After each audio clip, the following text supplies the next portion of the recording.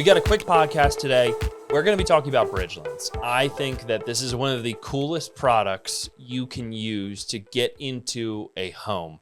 And the reason why I like them is because right now, if there is a mint, beautiful property, it's going to get high exposure. There probably are going to be multiple offers, even in a market with, higher rates.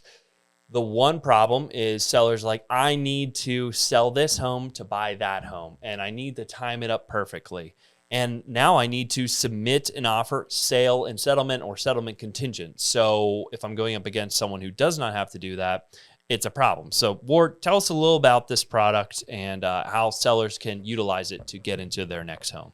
Yeah, sure. So what the bridge loan does is allows us to utilize the equity that we have in our current home, that departure residence, and use that towards the purchase of the new home.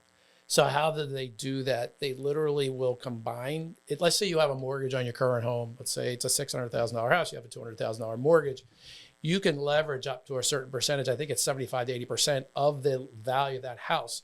So they'll buy or pay out the current mortgage, give you cash for the balance of that loan. And now you can become you potentially could become a cash offer, but at least a non-contingent offer, because we're not going to count the principal, interest, taxes, and insurance on your departure residence. You get cash that you can use for down payment. You can always use that portion of that money for, let's say you wanted to tidy up the house you're living in now, do something just to, maybe some paint or something like that. You can use up to like $30,000, $35,000 of that money towards cleaning up your current home, making it more marketable, right? Yeah. But the value is, again, I don't have to count that in your debt to income ratio. Oh, that's huge. So now all of a sudden, where you couldn't afford it before because your ratios were too high, now this bridge loan satisfies that problem. It also satisfies a seller because they don't have a home sale contingency. Yeah. So one other thing, since you're mentioning that about the debt to income ratio, that's different from a HELOC in underwriting. Sure. So because some people will have a HELOC and they'll just say, hey, I'll make those changes, put another 30 on the line. Yep.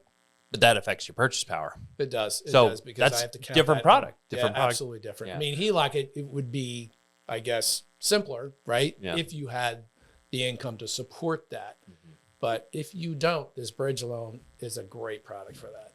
Okay, so the bridge, it's cool because you can basically buy a house without selling the other one. But what is the other benefit of submitting an offer with the bridge loan where you could still sell your house and use the proceeds? Oh, sure. So you could, in fact, and this is what my biggest concern was, because there's a cost to a bridge loan. Okay. What's that cost?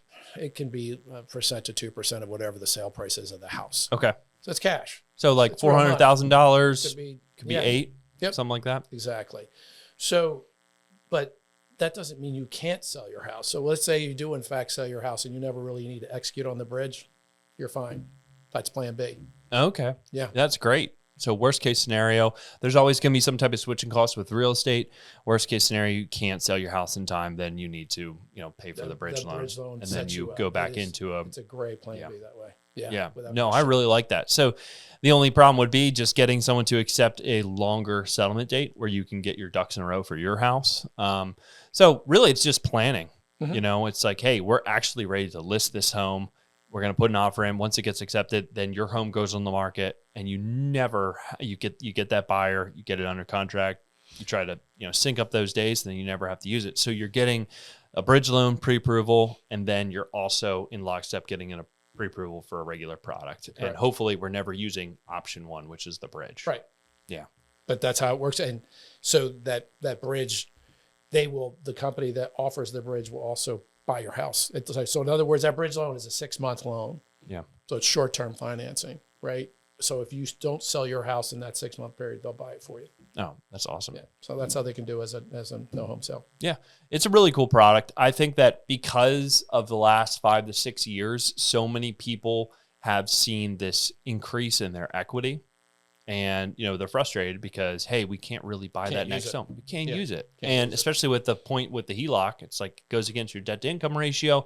This is a way to basically take away that contingency and compete with those non-contingent offers. Absolutely. So it's always something to explore. Might not work for you, but it's something to look into And thanks for coming on, talking about this product. I just think it is always a good thing to talk with your loan officer or your real estate professional on ways we can be creative so we can get an offer. You know, we can get a home under contract and figure it out from there, because it is tough in times like this where there just is not a lot of inventory. Yep. So thanks again, Ward. Really appreciate it. Always a pleasure. Talk to you.